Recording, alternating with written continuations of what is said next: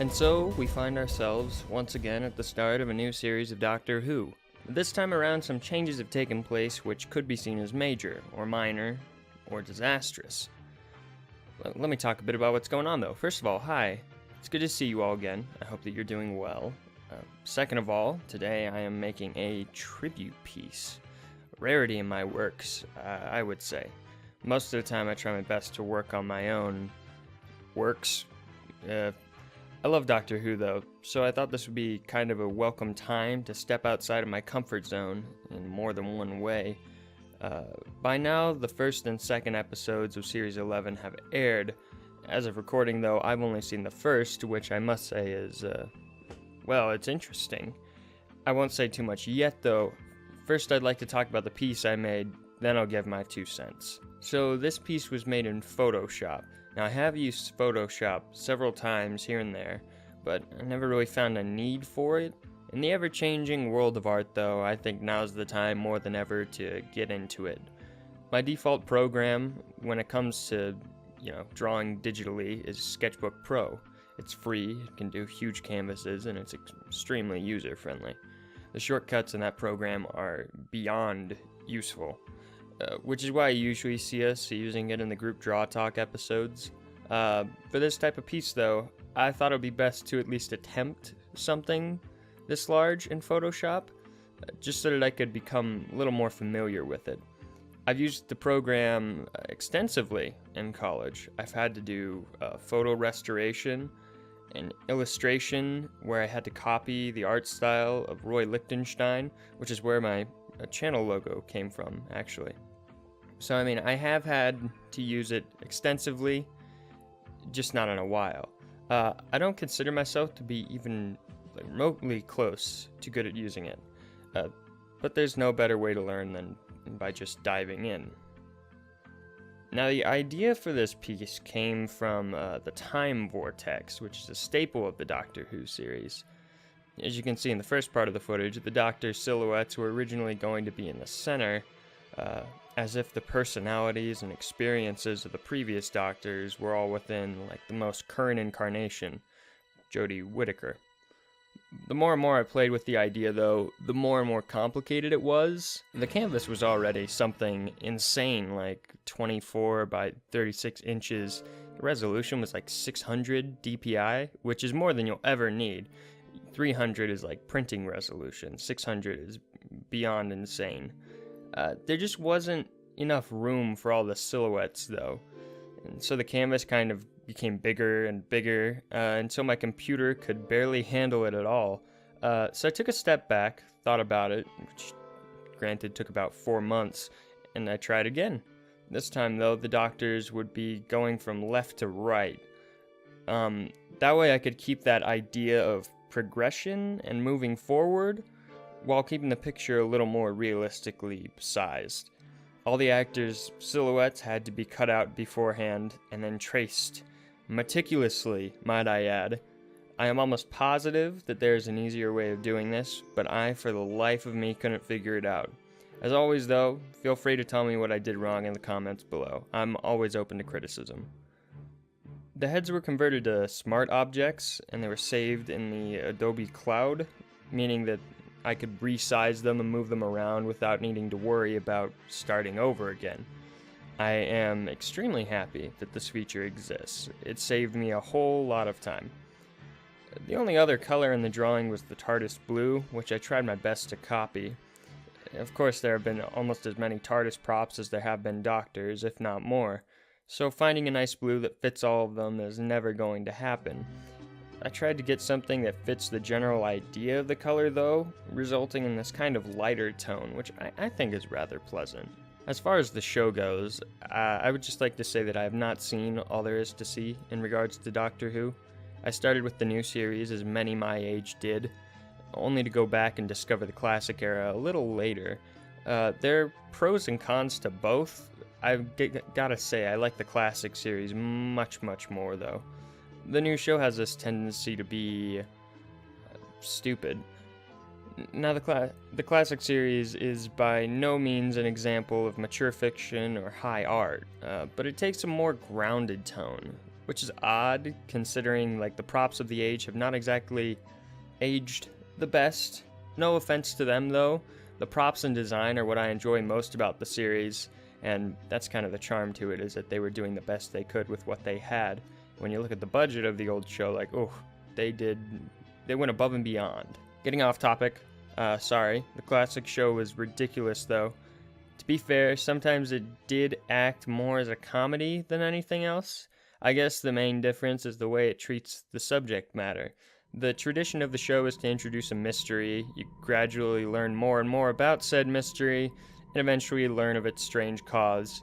Then there's like a few episodes involving whatever the strange cause was. It always treats its subject matter as, threats. The Daleks were odd. I mean, the Ice Warriors looked a little ridiculous, but they always had this presence on screen. Regardless of how cheap their costumes were, the characters always acted suitably afraid of the monsters, which made us also feel scared. The way in which they were described always kind of helped to elevate the horror of the creatures. The original Cybermen were effectively just guys with a bunch of stuff thrown on them. They wore these thin fabric masks, and most of the time you could see their eyes and their exposed fingers. But it's when you get into thinking about them that it makes them like a little more intense.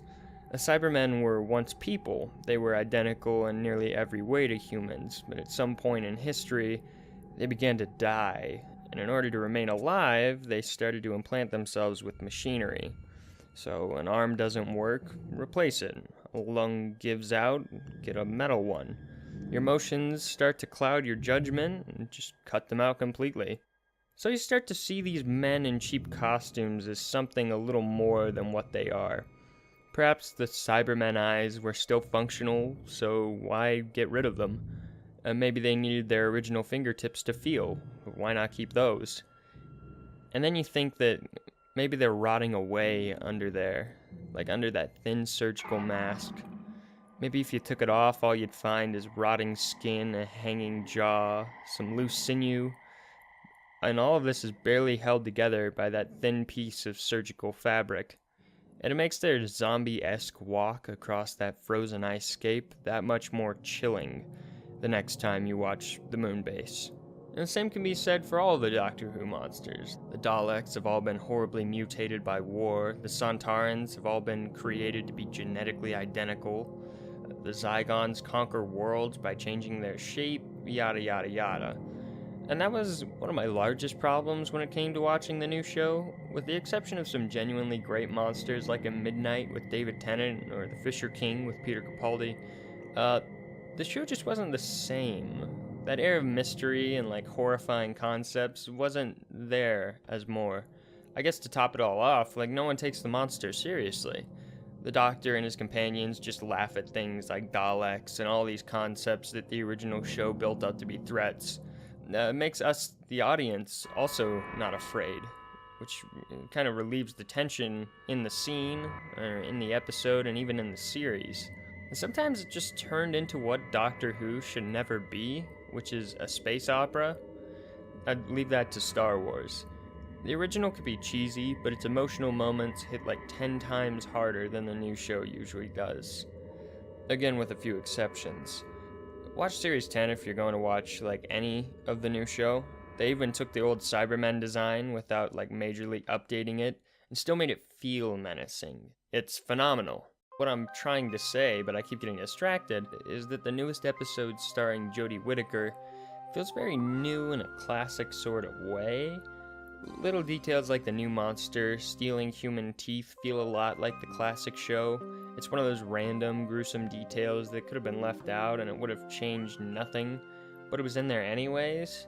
Kind of hinting at what the purpose of the creature was. There was a bit of the Doctor making fun of the monster too, but it felt more like trying to reason with it than anything. I think that the Doctor can get away with things like that, but when it comes down to it, he should also be afraid, as the rest of us should.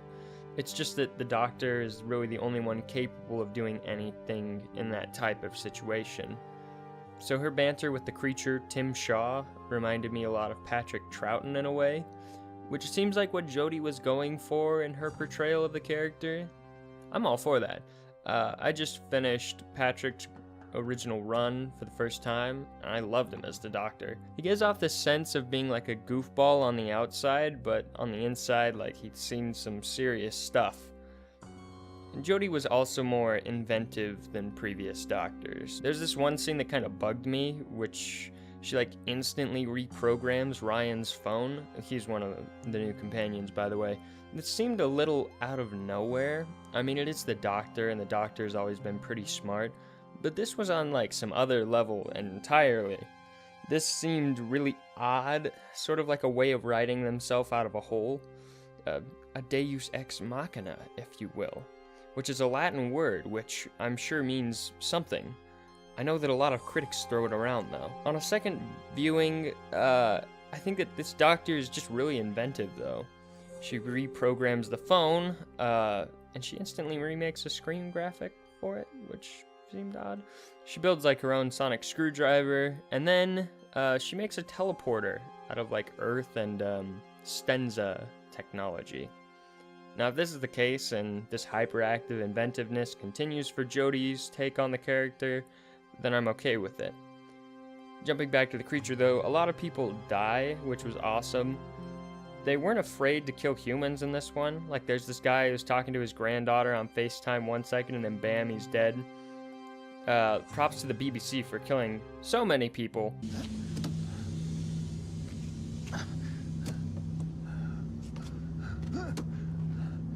Eat my salad. It did feel kind of gimmicky, like, oh, let's make this guy relatable by giving him a granddaughter, and then we'll just kill him instantly. Also, like, when he dies, it looks like he's just kind of talking to no one. Like, there's no sound coming from the tablet. I just kind of thought it would be funny if, like, the camera flipped around and it was just, like, a broken screen. The monster was really well designed. The suit he wears has, like, these pulsing veins that run up the side of it, and his face is very disturbing. They have this thing where his race wears the teeth of their prey as trophies. Again, it was like an unnecessary detail, but it was disturbing nonetheless. Acting was pretty good all around too. The new companions are interesting. It's nice to have a family dynamic going on in the TARDIS crew again. I'm curious how the relationship between Ryan and Graham is going to develop. That seemed interesting. I didn't particularly feel anything when they killed off Grace, but I understand what the characters are going through, I suppose. I blame that more on myself than on the show. It gives us plenty of time and moments to become attached to her beforehand. The cold opening with no title sequence is nice. The ending where Ryan continues to get on the bike is a very emotional way to continue after Grace's death. It was an odd choice to have him riding the bike, I suppose. At first it seemed weird, but it makes sense within the context. I mean, having dyspraxia and all. Oh yeah, spoilers, by the way. It felt like the opening would have dragged down the story's pacing if it were there in the beginning, like the titles, I mean. But, oh my god, like that new intro theme is very high on my favorite title arrangement list. Jam alert, ladies and gents. Can we get a sample of that real quick? A little sample?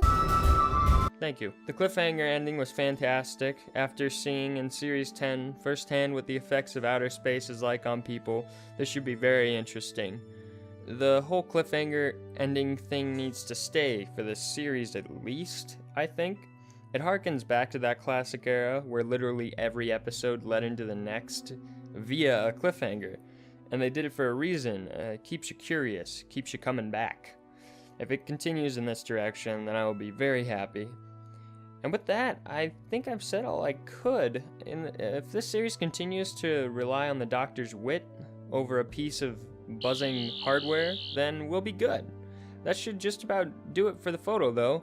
I had thought about including all of the Doctor's other incarnations, like the Valyard, or the Watcher, or the Nelvana design, even the Doctor from Scream of the Shalka, but there are a lot of versions of the Doctor, so needless to say, I'll stick with what's canon for now.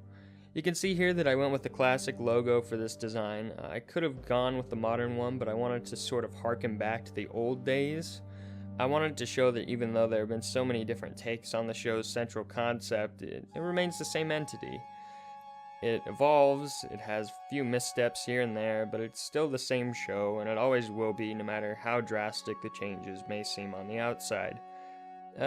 Which in a way is, I guess, who the Doctor is. He, or she now, represents the show itself, which in a way makes them the perfect protagonist, I suppose. Thanks for tuning in. Until next time.